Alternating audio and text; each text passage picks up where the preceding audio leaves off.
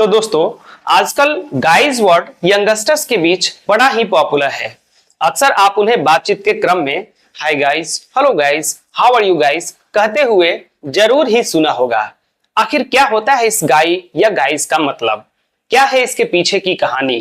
कैसे शुरू हुई ये वर्ड और कैसे इतना पॉपुलर हो गया यंगस्टर्स के बीच? बड़ा ही इंटरेस्टिंग, बड़ा ही रोचक कहानी है इस शब्द के पीछे। आइए जानते हैं और विस्तार से समझते हैं इस वीडियो में गाई और गाइज का मतलब। आमतौर पर इसका अर्थ आजकल यानी कि गाई शब्द का आदमी, लड़का या व्यक्ति होता है, लेकिन इसकी शुरुआत कैसे हुई है, यहाँ पे एक सीक्वेंस है। इस अर्थ का विकास जो है 1605 में गाई फॉक्स नाम के व्यक्ति से हुई, जो 17वीं सेंचुरी में डरावना पुतला हो गया। फिर आगे चल के अजीब दिखने वाला आदमी या व्यक्ति इसका अर्थ हुआ। फिर उसके बाद 19वीं और 20वीं सेंचुरी में जाकर के इसका अर्थ मैन या पर्सन हो गया।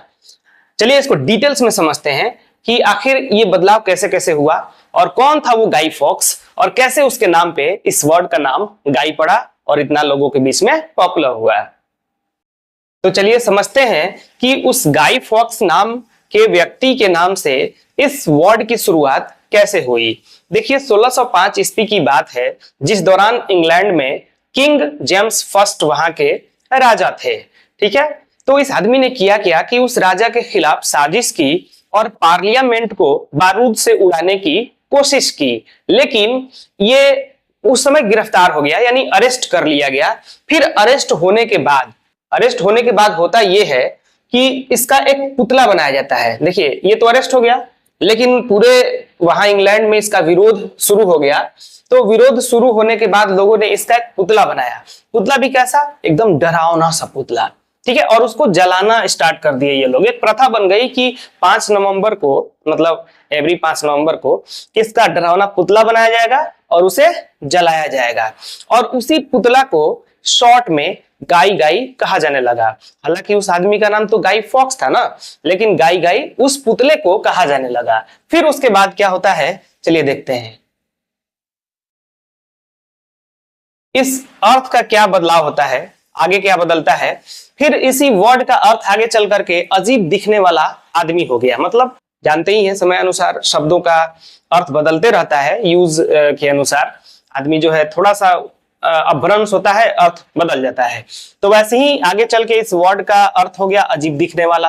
फिर उसके बाद जो है इस वर्ड का समय अनुसार जो है 19वीं और 20वीं सेंचुरी में, खासतौर पे अमेरिकन इंग्लिश में देखा जाए तो इस वर्ड का यानी कि गाई वर्ड का यूज जो है सामान्य रूप से मैन या पर्सन के लिए होने लगा। मतलब किसी भी व्यक्ति के लिए या आदमी के लिए होने लगा। तो ऐसे करते करते ये धीरे धीरे क्या हो रहा है, शब्दों का अर्थ बदल रहा है। देखिए मीनिंग शिफ्टेड फ्रॉम ऑब्जेक्ट, यानी कि ये पर्सन हो गया। फिर यहाँ पे देख रहे हैं मॉडर्न में क्या हो गया, सबके लिए हो गया।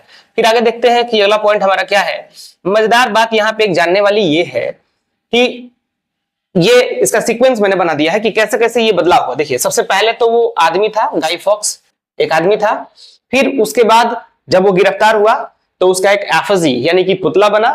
फिर उसके बाद इस वर्ड को, पुतला जब बना तो गाई कहा गया। उसके बाद उस वर्ड का अर्थ अजीब आदमी या अजीब व्यक्ति हुआ। फिर उसके बाद जैसे जैसे समय बदला, फिर इसका अर्थ जो है सामान्य अर्थ में मैन और पर्सन के लिए होने लगा। ठीक है, तो इस तरह से इस शब्द का बदलाव हुआ, अर्थ का बदलाव हुआ और आज जो है हम गाई गाई कहने लगे।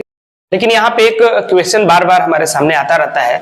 कई लड़के हमेशा पूछते हैं कि क्या इस गाई वर्ड का यूज सिर्फ लड़कों के लिए यानी कि मेल पर्सन के लिए ही होगा या फिर लड़कियों के लिए भी हो सकता है। तो यहाँ एक बात समझना है हम लोगों को कि जब तक इस वर्ड को यानी कि गाई वर्ड को सिंगुलर फॉर्म में यूज किया जाता है तो ये सिर्फ मेल पर्सन के लिए यानी कि लड़कों के लिए ही यूज होता है। ठीक है, यानी कि हम कह सकते हैं, ये बोल सकते हैं that guy is my brother, यानी वह लड़का मेरा भाई है। आई मेट अ गाई यस्टरडे, मैं कल एक लड़के यानी कि आदमी से मिला, ये कह सकते हैं, यानी कि सिंगुलर फॉर्म में है तब तक। लेकिन जैसे ये प्लूरल फॉर्म में हो जाता है यानी कि गाइज बन जाता है, जैसे बॉय का प्लूरल बॉयज होता है ना जी, वैसे ही गाई का प्लूरल गाइज हो जाता है। तो ज्यादातर हम लोग इसको प्लूरल में ही यूज करते हैं, हाय गाइज करते रहते हैं। तो गाइज जब प्लूरल में होगा तो ये फिर लड़कों के लिए भी होगा और यहाँ लड़कियां भी हो सकता है। जहां लोग लिखा हुआ है, लोग में सब आ जाएंगे, लड़के लड़कियां या फिर पुरुष महिलाएं सब आ सकते हैं।